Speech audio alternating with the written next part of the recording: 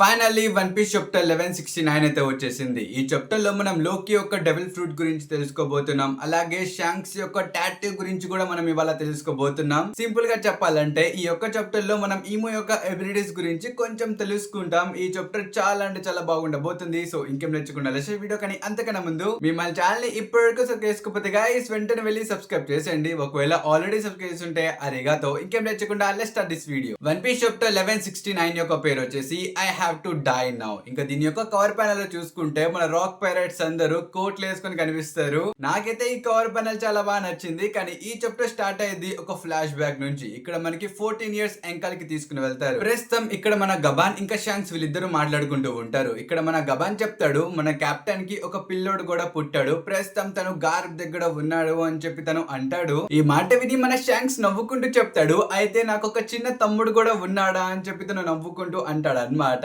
ఈ మాట వినిన తర్వాత ఇంకా నుంచి మన గబాన్ చెప్తాడు, నిజానికి నువ్వు ఇంకా బగ్గి మా కొడుకు లాంటి వాళ్ళు, అలా అయితే కెప్టెన్ యొక్క కొడుకు నీకు తమ్ముడే అవుతాడు కదా అని చెప్పి తను అంటాడు. అయితే ఇలా చూసుకుంటే మన బగ్గి ఇంకా షాంక్స్ మన ఏస్ కి తమ్ముళ్ళయ్యారు కదా, అలా అయితే మన లూఫీ కూడా ఏస్ కి తమ్ముడే కదా, అంటే అన్నే కదా. దట్స్ మీన్స్ మన షాంక్స్ ఇంకా లూఫీ వీళ్ళిద్దరు బ్రదర్స్ అన్నమాట. ఆల్దో వీళ్ళందరూ బయోలాజికల్ బ్రదర్స్ అయితే కాదు, but still brothers from another mothers అన్నమాట. నేను లిటరల్లీ ఎక్స్పెక్ట్ చేయాలి. ఇలా చూసుకుంటే మన బగ్గీ లైక్ లిటరల్లీ బ్రదర్ అవుతాడు బ్రో లూఫీకి. So back to chapter. ఇక్కడ మన షాంక్స్ చెప్తాడు మన కెప్టెన్ యొక్క రక్తమే ఆ పిల్లల్లో కూడా ప్రవహిస్తుంది కాబట్టి సో మేబీ ప్రస్తుతం ఈ న్యూ ఎరాకి తనే కింగ్ ఆఫ్ పైరట్స్ లా మారతాడేమో అని చెప్పి ఇక్కడ మన షాంక్స్ అంటాడు. కానీ ఈ మాట వినిన తర్వాత మన గబాన్ చెప్తాడు, ఈ టైటిల్ బ్లడ్ ద్వారా ఎవరికి ఇన్హెరిటెడ్ అవ్వదు, ఇది నీకు తెలుసు కదా, ఎవరైతే ఫస్ట్ వెళ్ళి వన్ పీస్ ని కనుక్కుంటారో వాళ్ళకే ఈ టైటిల్ దక్కిద్ది అని చెప్పి ఇక్కడ మనోడు క్లారిటీ ఇచ్చేస్తాడు. పైగా ఈ విషయం మన అందరికి తెలిసిందే, బట్ స్టిల్ ఇంకోసారి మన ఓడా సెన్సే మనకి క్లారిటీ ఇచ్చారన్నమాట.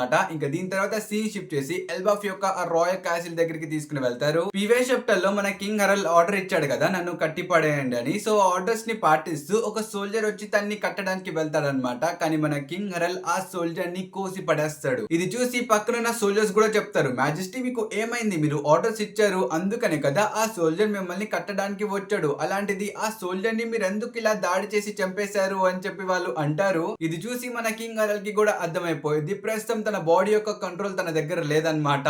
ఈము ఎలా చెప్తే తన బాడీ అలాగే చేస్తుంది. ప్రస్తుతం లాస్ట్ ఆర్డర్ మన ఈము ఇచ్చింది కదా ఎల్బాఫ్ మొత్తాన్ని మొబిలైజ్ చేసి ఒక బెస్ట్ ఆర్మీని క్రియేట్ చేయని. సో అందుకనే ప్రస్తుతం మన కింగ్ హరల్ తన ముందున్న ఆ వీక్ సోల్జర్స్ ని అలా చంపుకుంటూ వెళ్తున్నాడు అన్నమాట. ఇక్కడ మన కింగ్ హరల్ కూడా ఆలోచిస్తూ ఉంటాడు, నా థాట్స్ కూడా మెల్లిమెల్లిగా ఫేడ్ అయిపోతున్నాయి, ఇక్కడ నేను ఏం చేయలేనా, నా బాడీ నేను ఆపలేనా, నా దగ్గర వేరే చాయిస్ లేదా అని చెప్పి మనోడు ఆలోచిస్తూ ఉంటాడు. కానీ తను ఎంత ఆలోచించినా తనకు ఒక పర్ఫెక్ట్ ఆన్సర్ దొరకదన్నమాట. తన టోటల్ 144 ఇయర్స్ కూడా తను లిటరల్లీ వేస్ట్ చేసేసాడు ఆ గవర్నమెంట్ తో చేతులు కలుపుదామని. సో దట్స్ వై ఇప్పుడు మనోడు డిసైడ్ అయ్యి చెప్తాడు అనమాట, నా దగ్గర వేరే దారి లేదు, ప్రస్తుతం నేను చనిపోవాలి, మీరందరు ఇప్పుడు నన్ను చంపేయచ్చు అని చెప్పి తను ఆర్డర్స్ ఇచ్చేస్తాడు. ఆ ఆర్డర్స్ ని వినిన తర్వాత మన గార్డ్స్ కూడా లైక్ షాక్ అయిపోతారు, కింగ్ హరల్ మీరు ఏం మాట్లాడుతున్నారు అని చెప్పి వీళ్ళందరూ అడుగుతారు. కానీ మన కింగ్ హరల్ వాళ్ళందరి మీదకి అటాక్ చేసేస్తాడు. ఇది చూసి మన గార్డ్స్ దగ్గర కూడా వేరే ఆప్షన్ ఉండదు అనమాట. అందుకనే వాళ్ళందరూ కలిసి మన కింగ్ హరల్ ని పొడి చేస్తారు. అండ్ కరెక్ట్ ఆ టైం కే మన జరూల్ ఇంకా లోకి కూడా ఎంట్రీ ఇస్తారనమాట.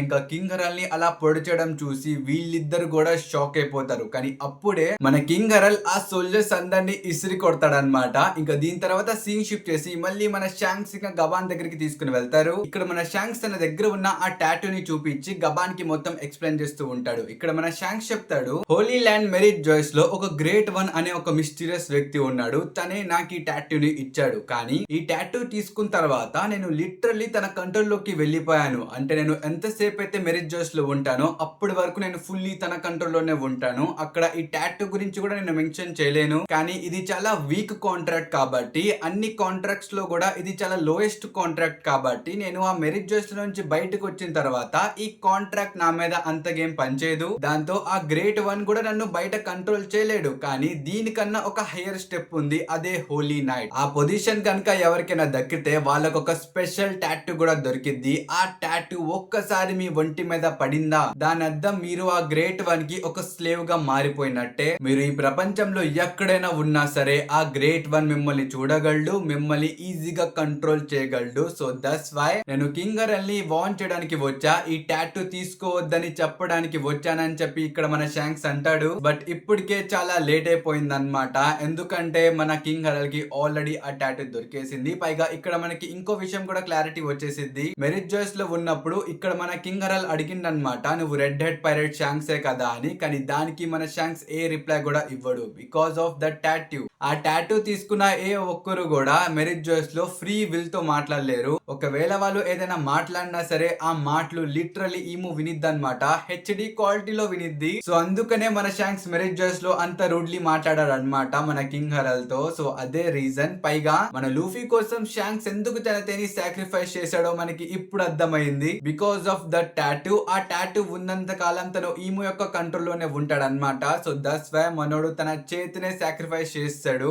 ఈ మాటలు వినిన తర్వాత మన గబాన్ కూడా షాక్ అయిపోతాడు. తను చెప్తాడు, ఏంటి ఆ పవర్ తీసుకుంటే వాళ్ళకి ఇమ్మోర్టాలిటీ వచ్చిద్దా, వాళ్ళు ఎక్కడైనా ట్రావెల్ చేయొచ్చా, పవర్ అయితే చాలా డేంజరస్ గా ఉంది, కానీ మన కింగ్ హరల్ అలాంటి పనులు ఎప్పుడు చేయడు అని చెప్పి తను అంటాడు. ఇప్పుడే ఎల్బఫ్ యొక్క క్యాసిల్ లోపల నుంచి ఒక పెద్ద హాకీ వేవ్ వచ్చింది అనమాట. ఇంకా దీని తర్వాత సీన్ షిఫ్ట్ చేసి మనకి కింగ్ హరల్ ఇంకా లోకి దగ్గరికి తీసుకుని వెళ్తారు. ప్రస్తుతం వీళ్ళిద్దరు ఫైట్ చేస్తూ ఉంటారు. ఇక్కడ మన లోకి చెప్తాడు కూడా, అసలు అంత మంది పొడిచిన తర్వాత కూడా నువ్వు ఎలా ఫైట్ చేయగలుగుతున్నావు నాన్న, నీకేమైంది, నీకెంత పవర్ ఎక్కడి నుంచి వస్తుంది అని చెప్పి తను అడుగుతాడు. పక్కన మనం జురుల్ ని కూడా చూసుకోవచ్చు. తను కూడా చెప్తాడు, కింగ్ హరల్ నీకు అసలు ఏమైంది, నువ్వు నీ సెన్సెస్ లోకి తొందరగా రా అని చెప్పి తను అంటూ ఉంటాడు. ఇంకా బ్యాక్గ్రౌండ్ లో మీరు చూసుకోవచ్చు, ఆ క్యాసిల్ లో ఉన్న ప్రతి సోల్జర్ కూడా లిటరలీ ఆ థోన్ రూమ్ దగ్గరికి పరిగెత్తుకుని వచ్చేస్తారనమాట కింగ్ హరల్ ని ఆపడానికి. ఇంకా ఈ ప్యానెల్ లో చూసుకుంటే మన లోకి ఇంకా జరుల్ హరల్ ని పట్టుకొని తన్ని గట్టిగా అడుగుతారు, నీకేమైందో మాకు చెప్పు, అసలు నీకు ఏం జరిగింది అని చెప్పి వీళ్ళిద్దరూ అడుగుతారు. ఇంకప్పుడు మన కింగ్ హరల్ చెప్తాడు, నన్ను క్షమించాలి, నా చేతులన్నీ పాపాలతో నిండిపోయాయి, నన్ను క్షమించండి, నేను చాలా సోల్జర్స్ ని ఇప్పటికే చంపేశా, నా మాట విను లోకి, ఇక్కడ ఏదైతే జరిగిందో మొత్తం వెళ్ళి నువ్వు బయట ఉన్న ఎల్బఫ్ ప్రజలకి చెప్పాలి, నేను ఎంత దుర్మార్గమైన పనులు చేశానో అవన్నీ వాళ్ళకి తెలియాలి,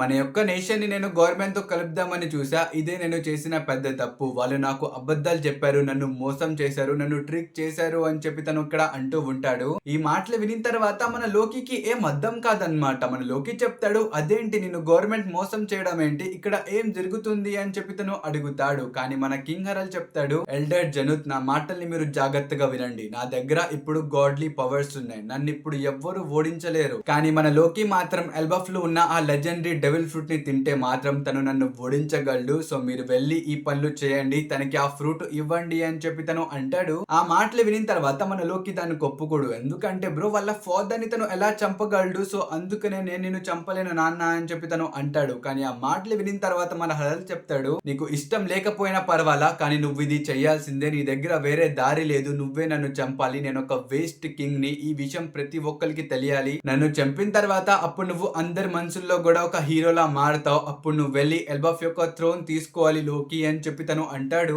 ఆ మాటలు విని మన లోకి చెప్తాడు, ఎల్బఫ్ యొక్క ప్రజలు నన్ను ఏమనుకున్నా నేను వాళ్ళని పట్టించుకోను, కానీ నాన్న నేను నిన్ను వదులుకోలేను అని చెప్పి తను అంటాడు. కానీ మన కింగ్ హరల్ ఏడుస్తూ చెప్తాడు, మన దగ్గర వేరే ఆప్షన్ లేదు మై సన్, మనం ఎల్బఫ్ యొక్క ఫ్యూచర్ ని సెక్యూర్ చేయాలి, అది సెక్యూర్ గా ఉండాలంటే ఫస్ట్ నువ్వు నన్ను చంపాలి అని చెప్పి తను అంటాడు. ఇక్కడ మనం లోకిని కూడా చూసుకోవచ్చు, అసలు తనకేం అర్థం కావట్లేదు అనమాట ఇక్కడ ఏం చేయాలో. అండ్ మన కింగ్ హరల్ చెప్తాడు, నేను నీ మీద ఇప్పుడు నమ్మకాలు పెట్టుకున్నా, నువ్వే నన్ను ఆపాలి, వెళ్ళి ఆ ఫ్రూట్ ని తిను అని చెప్పి తను ఆర్డర్స్ ఇస్తాడు. ఇక్కడ మన లోకి కింగ్ హరల్ ని అలా వదిలిన వెంటనే తను లిటరల్లీ ఒక బీస్ట్ లాగా ఇక్కడున్న ప్రతి ఒక్కరి మీద అటాక్ చేసేస్తాడు. అక్కడ ఉన్న సోల్జర్స్ కూడా మన కింగ్ హరల్ ని ఆపడానికి ట్రై చేస్తారనమాట. ఇంకా మన లోకి కూడా ఇక్కడ పరిగెత్తు చెప్తాడు, ఈ ముస్లోడు అసలు ఇలా ఎలా మారిపోయాడు, అయినా డెవిల్ ఫ్రూట్ ని నన్ను ఎందుకు తినమంటున్నాడు, ఇంకెవడైనా తినొచ్చు కదా, అది తింటే నా స్విమ్ చేసే ఎబిలిటీ పోయిద్ది కదరా బాబు అని చెప్పి తను అలా పరిగెడుతూ ఉంటాడు. ఇంకా చూసుకుంటే మన కింగ్ హరల్ లిటరల్లీ అక్కడున్న ప్రతి ఒక్కరిని వైప్ అవుట్ చేసేస్తున్నాడు బ్రో. ఇంకా తను చెప్తాడు,